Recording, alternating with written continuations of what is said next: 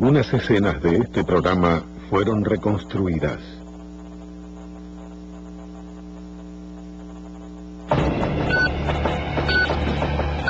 Dos ladrones desarrollan una estrategia de acción temible, combinando robos a bancos con intrusiones en hogares y secuestros de familiares de ejecutivos bancarios. Durante años, los agentes federales los rastrearon, siempre un paso atrás de los malhechores. Aun cuando los atraparon, los criminales no se dieron por vencidos. Un ingenioso escape llevó a los fugitivos a otra serie de crímenes, con el FBI nuevamente tras su pista.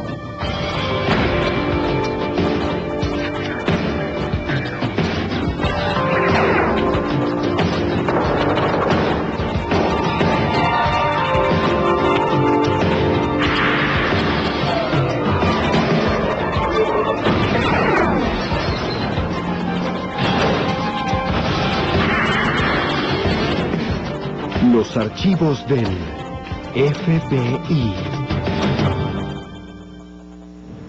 A menudo los delincuentes convictos aprenden técnicas inéditas y conocen a nuevos socios en prisión. En 1982, unos ex convictos iniciaron una serie de secuestros y robos. Soy Jim Carlstrom, exdirector del FBI en Nueva York. Durante años, los sospechosos usaron nombres falsos y una red de contactos criminales para eludir la captura. Para hallarlos, el FBI debía penetrar su círculo cerrado y hallar nuevos socios para actuar.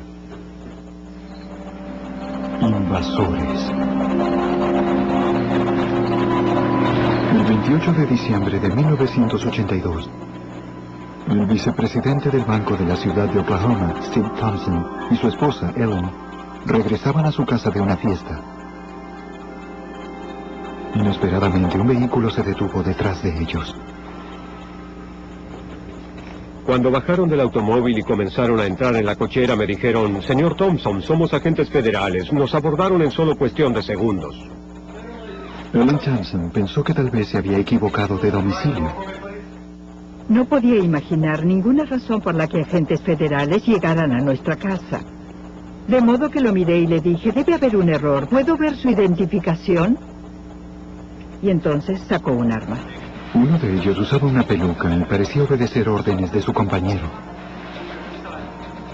El otro era el que estaba al mando. Obviamente había otro hombre involucrado, porque alguien los había llevado a nuestra casa, y el vehículo se marchó y nunca volvimos a verlo. Los dos hombres armados forzaron a la pareja a entrar en la casa. El líder comenzó a interrogar a Thompson acerca del banco donde trabajaba.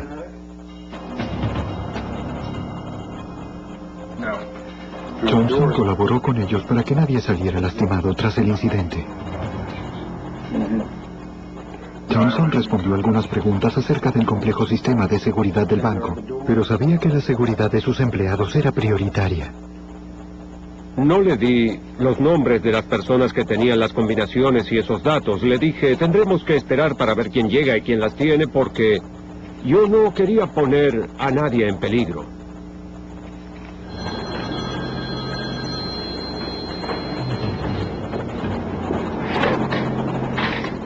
Alguien telefoneó para hablar con el hombre armado.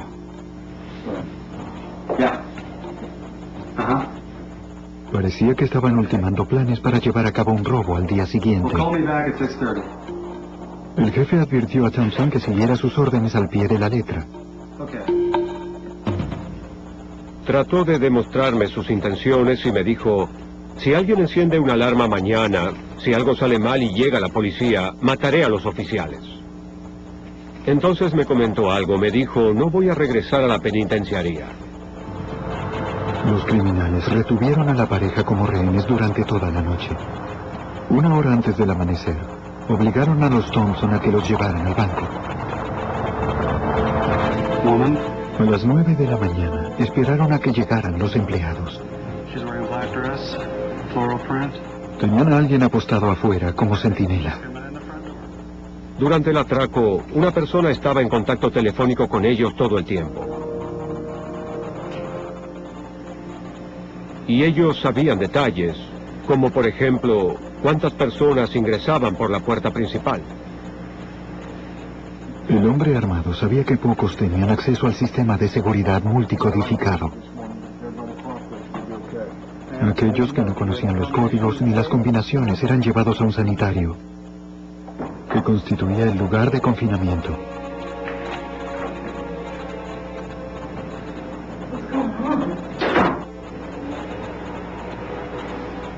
Blonde, tall,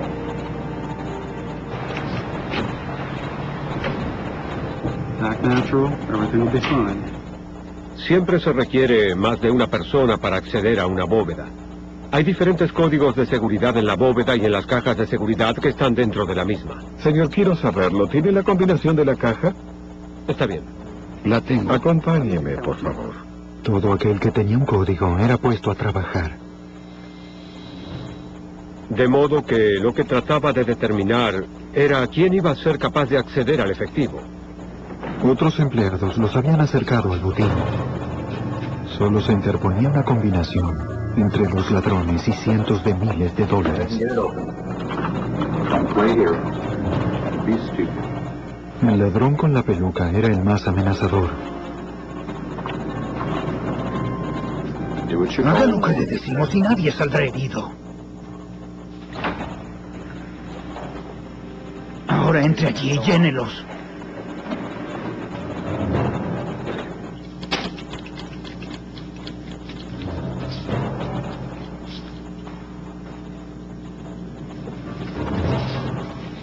En 30 minutos, el criminal tenía cientos de miles de dólares a su alcance. Sí, el banco acaba de ser robado. Necesitamos a la policía ahora. La llamada llegó a las unidades policiales en las proximidades de la ciudad de Oklahoma. Siguiendo el procedimiento de rutina, la policía de la ciudad de Oklahoma también contactó al FBI. El agente especial Mike Seiko recibió la llamada. Le avisé a otros agentes del escuadrón que teníamos un robo de banco. Les indiqué la ubicación y les di un poco de información acerca de lo que sucedía y que los ladrones se habían ido. Y teníamos agentes que iban al banco. Las patrullas de la policía local llegaron primero.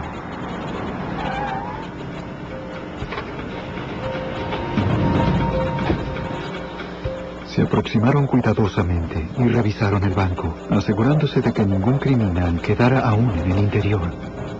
Los agentes del FBI llegaron minutos más tarde. El acta Hobbs, promulgada en 1946 con el objetivo de proteger a los depositantes federalmente asegurados, indica que los robos de bancos son jurisdicción del FBI.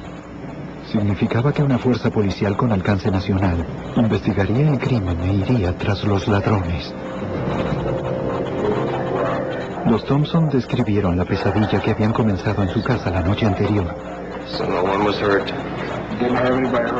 Había sido un crimen sofisticado y bien planeado, sin ninguna evidencia a la vista. Estos ladrones debían haber atacado antes. Pero no habían ocurrido robos similares en el área en el pasado. Los agentes revisaron la base de datos del FBI. Para comprobar si se había cometido un atraco similar en otro sitio, hallaron un archivo nacional de casos de robo que incluían intrusiones en casas de los empleados de bancos. De modo que revisé el archivo y descubrí que había varias oficinas que tenían robos donde el patrón era muy similar. Así que comencé a comunicarme con esas oficinas. Esperaba hallar a un agente que tuviera experiencia con los perpetradores del crimen del banco de la ciudad de Oklahoma. Y localizó al agente especial Steve Chenoweth, del FBI de Phoenix. Seiko describió el estilo del atraco al banco de Oklahoma, mencionando el secuestro, los disfraces de los ladrones y su modus operandi. Chenoweth de inmediato mencionó a dos ladrones de banco que conocía, Jerry Connor y Joseph Dougherty, que operaban de ese modo. Todas esas cosas eran típicas de otros atracos ocurridos en el pasado. De modo que los datos... una vez que me enteré de los detalles de lo que había ocurrido en la ciudad de Oklahoma, señalaban a esos dos. Las descripciones de testigos de la ciudad de Oklahoma coincidían con la de los delincuentes. Debido al conocimiento que Chenoweth tenía de la pareja de criminales, se convirtió en el agente al frente del caso. Él sabía que Connor y Dougherty se habían conocido en una prisión federal. Terry era un típico sujeto de la costa oeste. Y el ser de la costa oeste y de California, ciertamente concentramos nuestros esfuerzos en esa zona para localizarlo. Los agentes contactaron a la agencia regional del FBI en Monterrey, California, y le dijeron al agente especial Harlan Freimeyer lo que sabían de Terry Connor. En la ciudad de Oklahoma se sospechaba que él tenía una novia que vivía en Pacific Grove, California, y se preguntaban si iría en esa dirección, y nos pidieron que investigáramos esa pista. Localizaron la casa de la novia de Connor. La vigilancia de rutina reveló un posible vínculo con Terry Connor, de quien se pensaba que había estado últimamente en la ciudad de Oklahoma. Mientras revisaba la vivienda, había un vehículo estacionado afuera con placas de Oklahoma. De modo que notifiqué a la oficina de la ciudad de Oklahoma, aunque en verdad no tenían un registro de ese vehículo que pudiera vincularse con Terry Connor en ese momento, pero pensaron que podía haberlo comprado con un nombre falso. Mientras la novia de Connor no estaba en casa, los agentes hablaron con el jardinero. Tras identificarse, le dijeron que dirigían una investigación federal. Debía ser franco y discreto. Le preguntaron si había visto recientemente algún hombre en la vivienda. No había visto a nadie. Pero recordaba haber escuchado que la novia del sospechoso había hablado de encontrarse con Connor a la semana siguiente. La información que tenía era lo suficientemente específica como para que supiéramos que un día determinado Terry Connor iba a encontrarse en algún lugar con su novia. De modo que en ese momento sentí que estábamos muy cerca. Los agentes siguieron a la novia de Connor durante días y descubrieron que ella conducía varios vehículos diferentes. Desplegaron patrullas para rastrear a cada uno de ellos. Con recibidores en los vehículos del FBI y los aviones, la rastrearon a donde quiera que fuera. Pero el día en que estaba por encontrarse con Connor, la señal falló. Una vez que perdimos el vehículo, desplegamos nuestras unidades tratando de localizar la señal. Y aquel día contábamos con un avión y este recuperó la señal en la carretera. Fue decisivo. Los agentes viajaron hasta el sitio donde había sido recapturada la señal. Cuando vieron el automóvil, estaba estacionado frente a un restaurante. No había señales de Terry Connor, ni de su novia, ni de nadie más relacionado con el vehículo. De modo que trazamos un plan de inmediato para vigilar todo el tiempo el vehículo hasta que sucediera algo.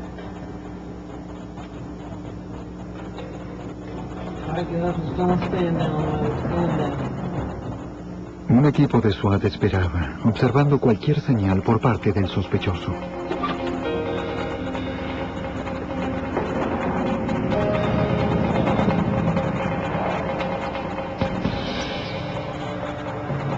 Un agente del FBI se aseguró de que si la pareja regresaba por el automóvil, no pudieran huir.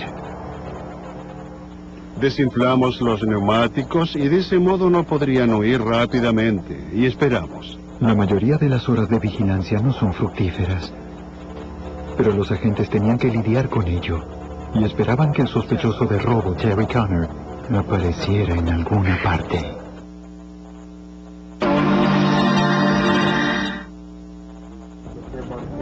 Tras una toma de rehenes y un atraco de banco en la ciudad de Oklahoma, el FBI tenía dos sospechosos, Terry Connor y Joseph Dougherty. 2 meses después y a 2.400 kilómetros, en Atascadero, California, los agentes vigilaban un restaurante donde la novia de Connor había dejado su automóvil. Ellos creían que Connor estaba en el área y planeaba encontrarla. Las largas horas de vigilancia valieron la pena, en particular para el agente especial del FBI, Harlan Freimeyer. Vimos a Terry Connor entrando en el estacionamiento con su novia. Y a menudo no ocurre de este modo, pero las fotografías que teníamos de Terry Connor eran de tal calidad que era reconocible. Supimos que cumpliríamos con nuestra misión.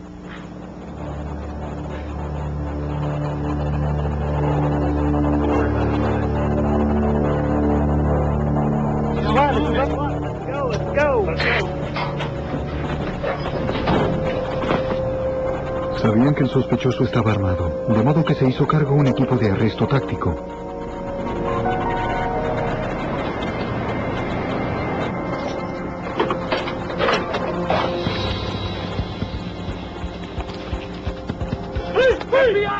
Actuaron rápido, sin dejar a Terry Connor oportunidad de escapar.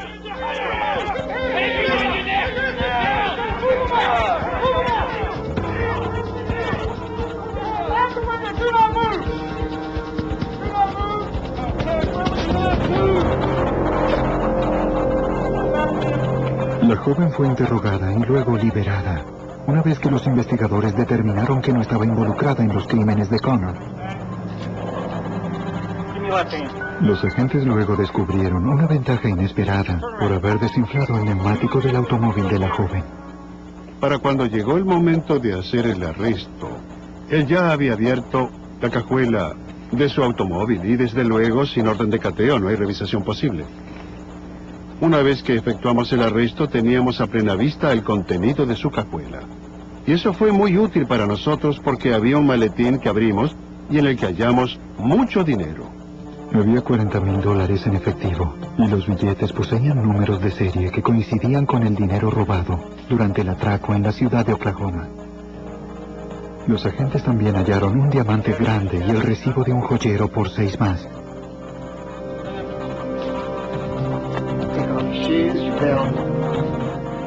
Las autoridades llevaron a Connor a la oficina del FBI de Monterrey, donde lo acusaron del robo en la ciudad de Oklahoma.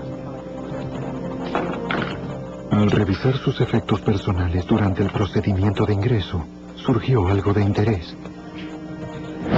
Un recibo de venta de un vendedor de automóviles de Reno, Nevada.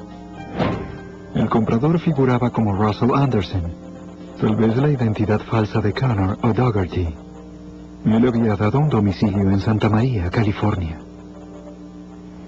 Por instinto yo supuse que el domicilio correspondería a su socio Dougherty. Así que nosotros informamos a los camaradas del sur de California y les pedimos que investigaran.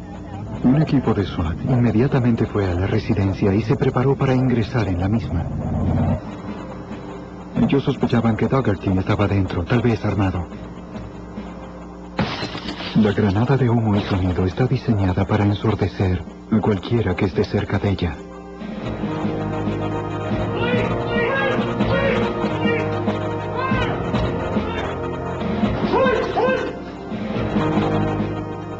Para cuando llegaron allí, quien quiera que estuviera ocupando el domicilio se había marchado.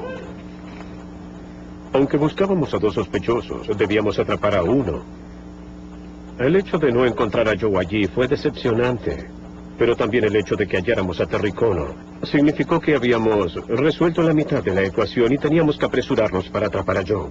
Chenoweth sabía que Joe Dougherty seguiría robando bancos usando el método que le había enseñado Connor.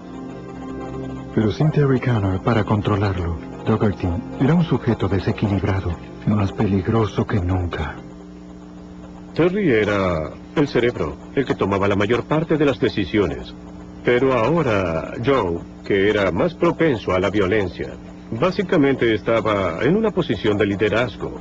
Si se alteraba, no habría nadie en este mundo que pudiera calmarlo. Durante 8 meses no hubo señales de Dougherty por ninguna parte. Entonces sucedió que, en Phoenix, durante la noche previa al día de compras más ajetreado del año, cuando los bancos están llenos de dinero, el vicepresidente de un banco de una zona amplia regresaba a su casa con su familia, tras pasar la cena del Día de Gracias con algunos parientes. Aparentemente alguien había entrado en su casa. Pero los intrusos no se habían ido.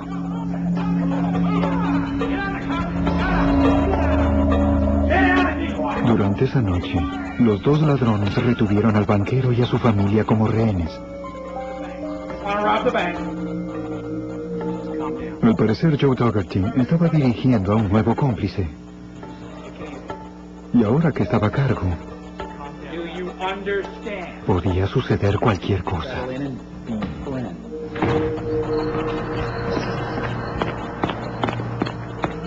Usarían el automóvil del banquero como medio de transporte y a sus hijos como rehenes.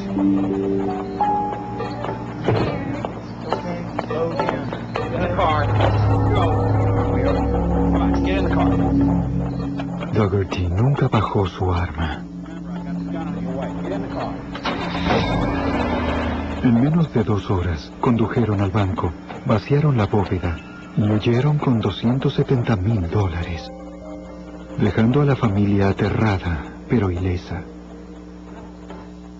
El atraco ocurrió en la ciudad del agente que lideraba el caso de Dougherty.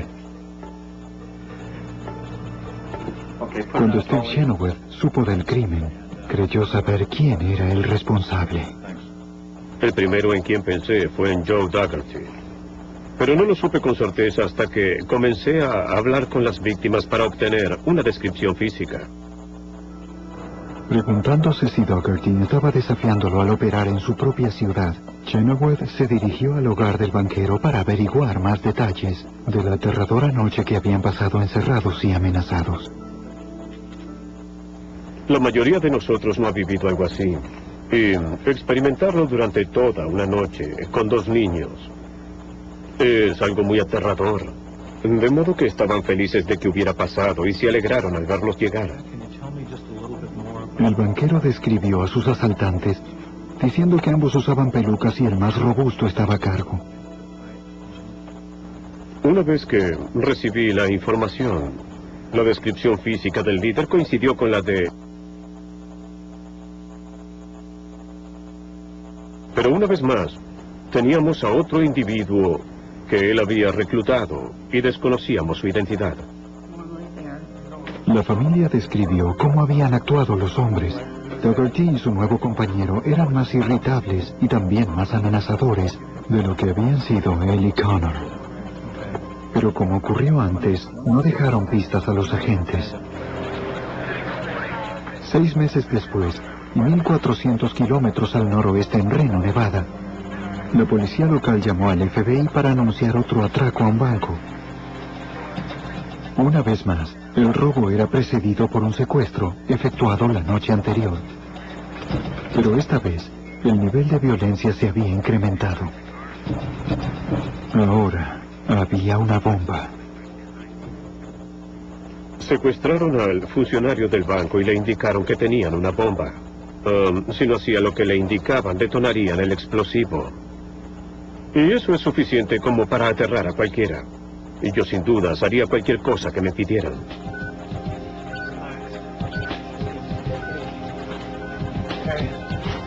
I want to stay with him. I'm right outside, Bob.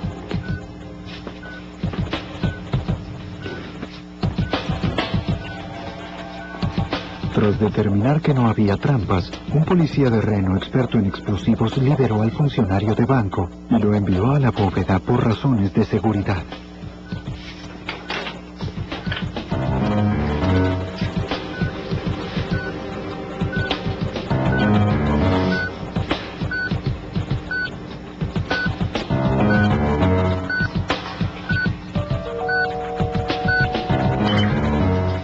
El experto en explosivos cortó el suministro de electricidad, a pesar de que luego determinó que la bomba era falsa.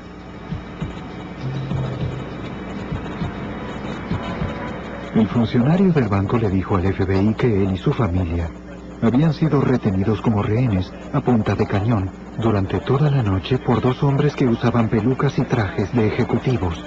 Al mostrarle una fotografía de Joseph Dougherty, el banquero confirmó que se parecía a uno de los asaltantes. Los testigos habían visto un sedán blanco con placas del estado de Washington, que se alejaba del banco tras el atraco, de modo que los agentes registraron el área.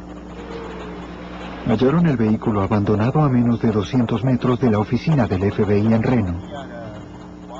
Parecía que Dougherty nuevamente estaba desafiando al FBI. El registro de las placas demostró que figuraba a nombre de un hombre en Spokane, en Washington.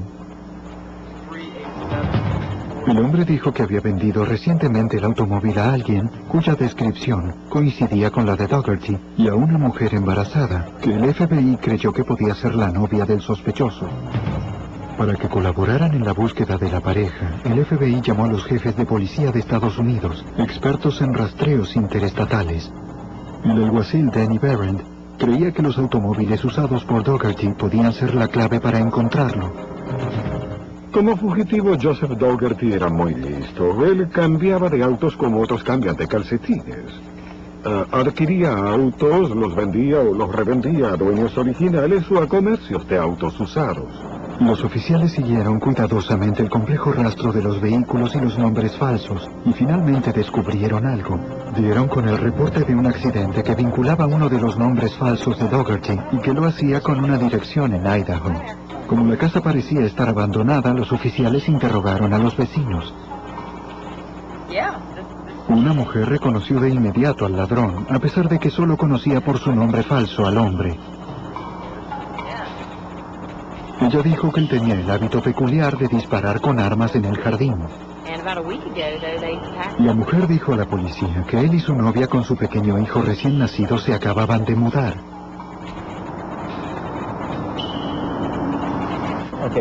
Revisando una citación de vehículos rentados en el área, la policía determinó que la novia de Dougherty había alquilado uno con un nombre falso y había conducido hasta Colorado. La compañía de alquiler le indicó a las autoridades el paradero del vehículo. Una casa en las montañas, en las afueras de Denver. Los agentes del FBI y la policía vigilaban los bosques de los alrededores de la casa.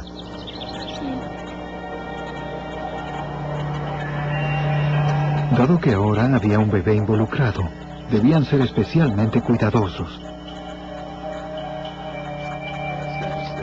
En determinado momento, observaron a la novia de Dougherty, que se iba de la casa con otro hombre. No era su novio. Los policías no pudieron ver si el niño iba con ellos.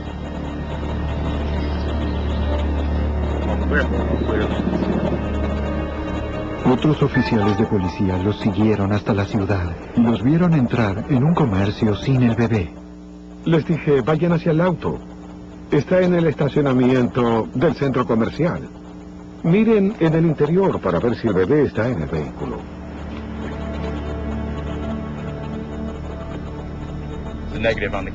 Se comunicaron conmigo por radio y me dijeron, no, el bebé no está en el auto. Y si no tenían el bebé en brazos, significaba que el pequeño aún estaba en la casa. Aún estaba en la casa con Joseph Dougherty. Tras 2 años de persecución, siempre un paso atrás, las autoridades pensaban que finalmente iban a arrestar al peligroso ladrón. Pero para los defensores de la ley y el orden, las cosas raramente resultan como las planean.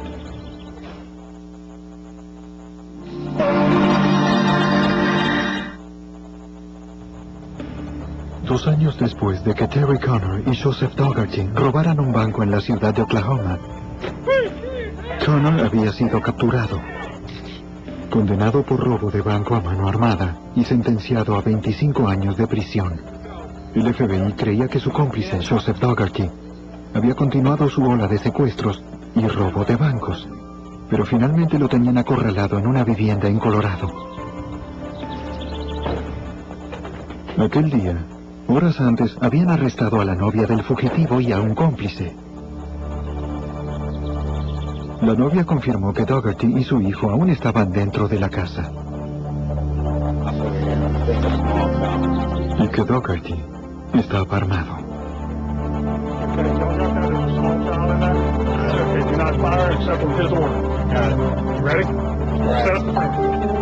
Alrededor de la casa, el equipo de SWAT se desplegó en diferentes posiciones.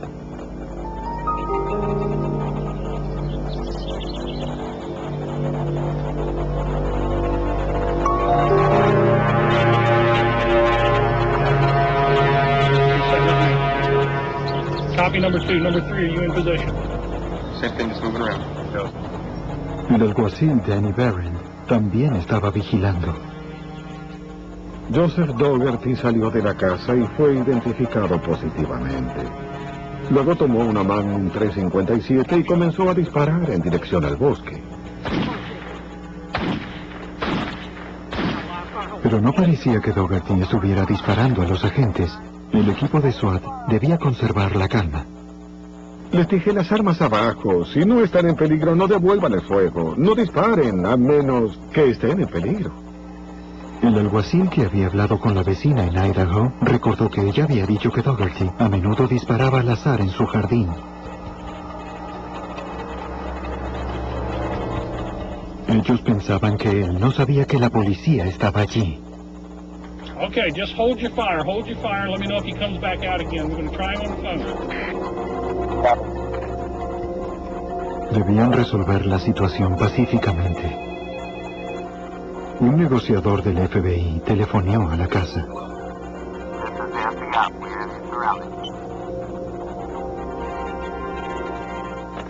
El negociador dijo, establecí contacto, pero la persona cortó. Se trataba de un hombre, pero cortó. Los francotiradores bien entrenados tuvieron varias oportunidades para dispararle, pero se abstuvieron.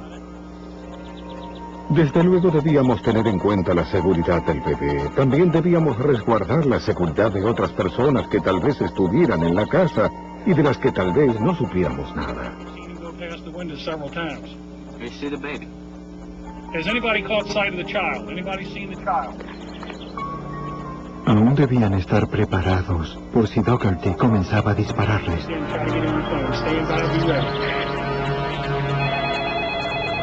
El negociador volvió a telefonear a la casa.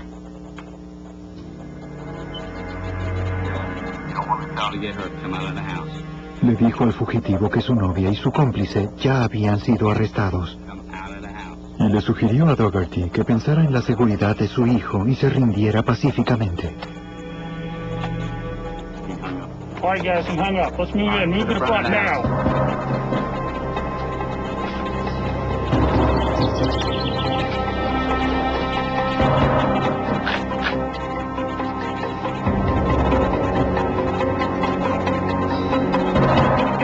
A través de la ventana, lo vieron acercarse a la puerta.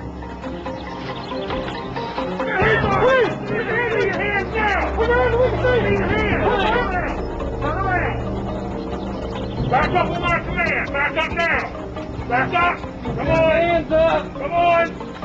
On the ground. Now. All the way. Flat down. Arms out. All the way down. Copy. Fue arrestado sin que opusiera resistencia.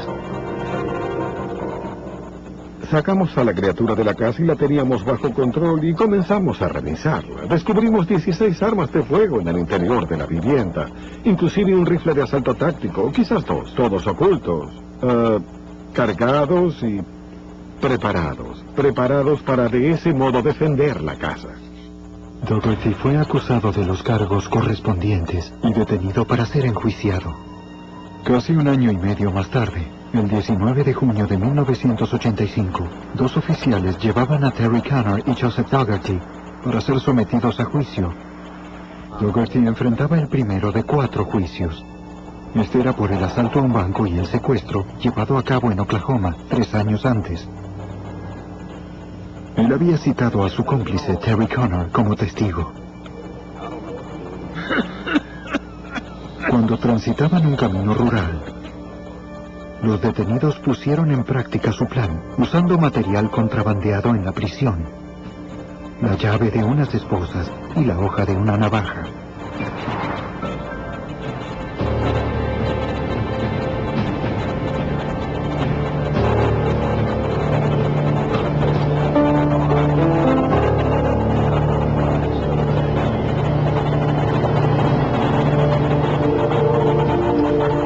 No planeaban llegar al tribunal.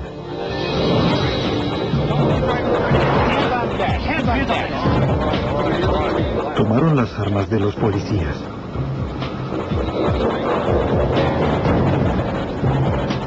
Y les ordenaron que se apartaran del camino.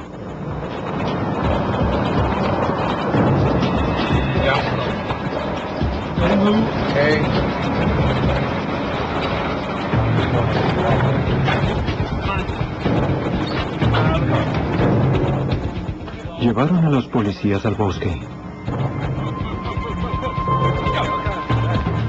Estaban desesperados por lograr su libertad y parecía que nadie podría detenerlos hasta que la obtuvieran.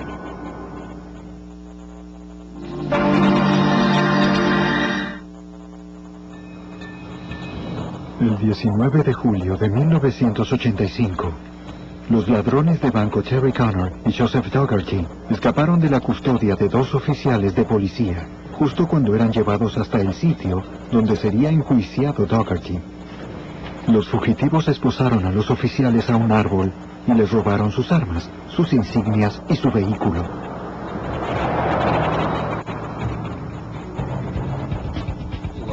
Tenían un vehículo, estaban armados y por ahora nadie sabía que estaban nuevamente al acecho.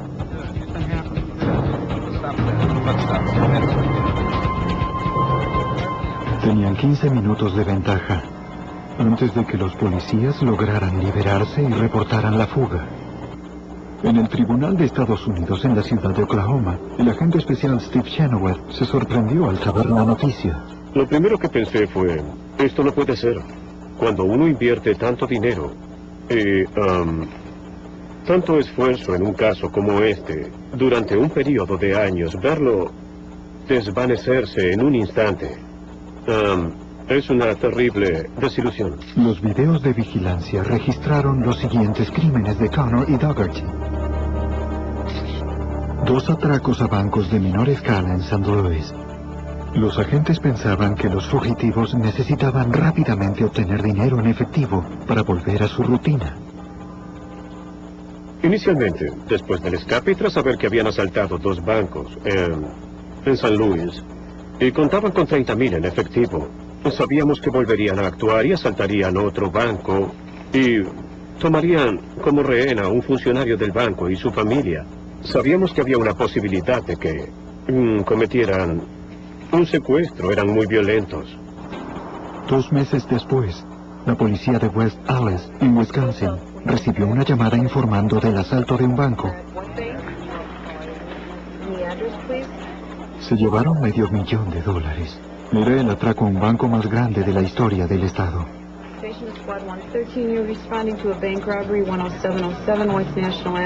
Para entonces el patrón de acción era demasiado familiar. 2 hombres armados habían retenido al presidente de un banco y a su esposa como rehenes. Luego, nuevamente ayudados por un centinela, habían asaltado el banco.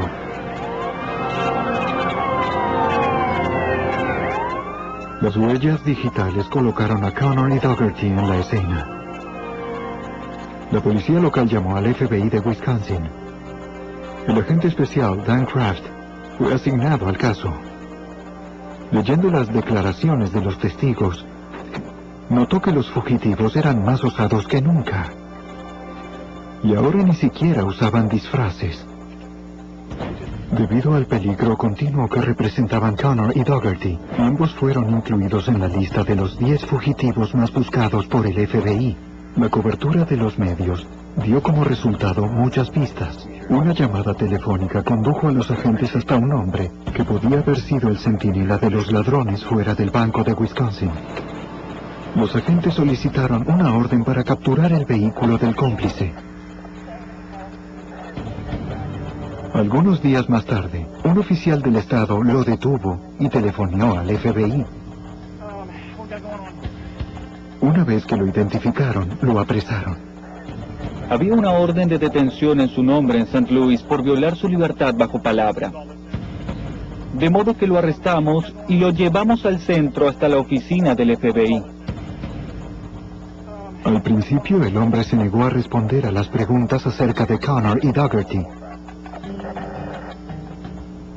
Hablamos con él, y esto se prolongó durante 5 días, pero no fue un interrogatorio difícil, es decir, uno ve en televisión esos interrogatorios en los que se ejerce una gran presión, pero no fue así, solo éramos 2 hombres dialogando. Finalmente Kraft lo hizo hablar, pero temía enfrentar a Connor y a Dougherty en la corte. Me gustaría cooperar, me dijo, pero no testificaré. Y yo le dije, no tienes que testificar, no necesitamos tu testimonio. Ya los tenemos, solo queremos saber cómo es que ellos piensan. Debemos saber lo que hacen y cómo lo hacen con el objeto de adelantarnos. El sospechoso aceptó hablar con la esperanza de que le redujeran la sentencia. Él le contó a Kraft cómo Connor y Dougherty elegían los bancos que robaban, cómo viajaban y cómo se comunicaban a través de las recepciones de los hoteles.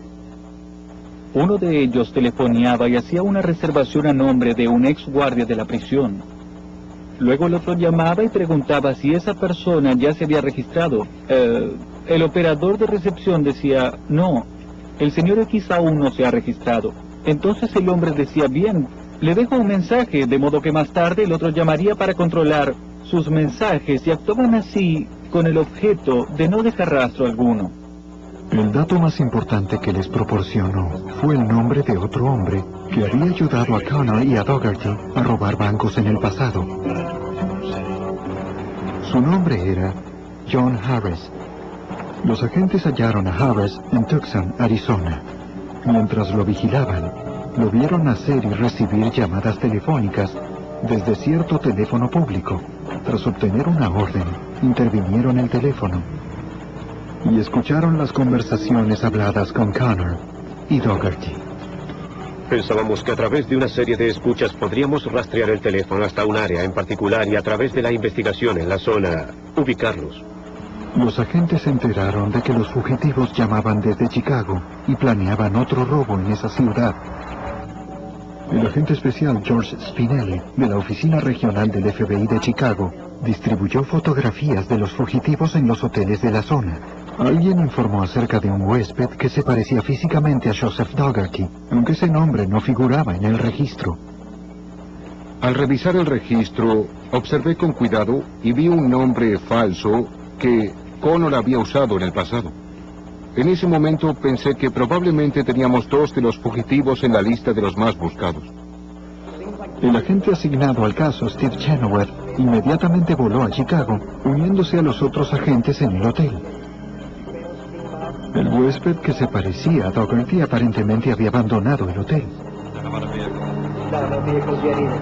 Los agentes vigilaban la habitación en la que tal vez podía hallarse Connor. Si Connor estaba allí, tenían que confrontarlo fuera de su habitación. Nos preocupaba mucho que pudiera ponerse violento y especialmente Connor, que había jurado que nunca sería atrapado con vida. Para entonces tomamos precauciones adicionales. Un equipo de arresto planeó la detención en el estacionamiento. Finalmente el agente del FBI vio que alguien salía de la habitación. I think I might have something here. Come here, take a look. Yeah, got some activity. Can't see his face yet. Era Connor. That's him, George. Estaba solo. That's a positive ID. Tony, it's our guy. Take him. Take him now. Llamaron al equipo de SWAT para que llevara a cabo el arresto. De modo que no tuvo oportunidad de huir. Fue apresado inmediatamente. A pesar de que Joe Dougherty no había sido visto por los agentes, aparentemente estaba cerca y había visto la actividad policial. Hubo una llamada desde la recepción preguntando qué sucedía. Y había un hombre preguntando por el ocupante de una habitación en particular. Y supe que se trataba de Dougherty. Quería averiguar qué ocurría. Los agentes registraron el área, pero no hallaron a Dougherty. Pero sabían con certeza que él seguiría cometiendo crímenes con un nuevo cómplice. El sujeto no tenía otra opción. No podía robar por su cuenta. Tenía que encontrar un cómplice. El FBI pensó que llamaría a John Harris. Y se enteraron de que Harris había volado recientemente a San Francisco. Una vez más, observaron a Harris utilizar repetidamente un determinado teléfono público. Ordenaron otra intervención de teléfono. Una semana más tarde recibimos una llamada telefónica y se trataba de Dougherty. Dougherty dijo que llamaba desde St. Louis. Pero los técnicos del FBI no pudieron rastrear la llamada fuera de San Francisco. Y súbitamente comprendimos que el sujeto No estaba en San Luis. Daugherty estaba allí. Estaba en esa zona. Los agentes comprendieron que él mismo vigilaba a su centinela para comprobar si lo habían seguido.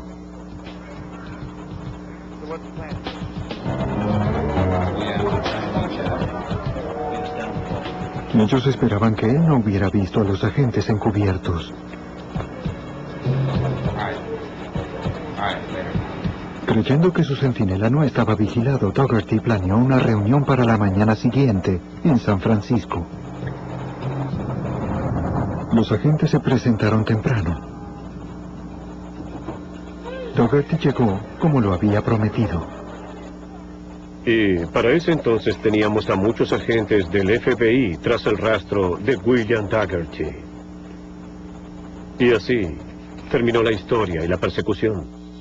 Tras una cacería humana de alcance nacional que había durado más de un año, Terry Connor y Joseph Daugherty fueron juzgados por sus crímenes más recientes. Cada uno de ellos recibió 2 sentencias de por vida, además de 139 años sin libertad bajo palabra. Se hallan confinados en distintas prisiones federales. Su asociación criminal ha terminado para siempre.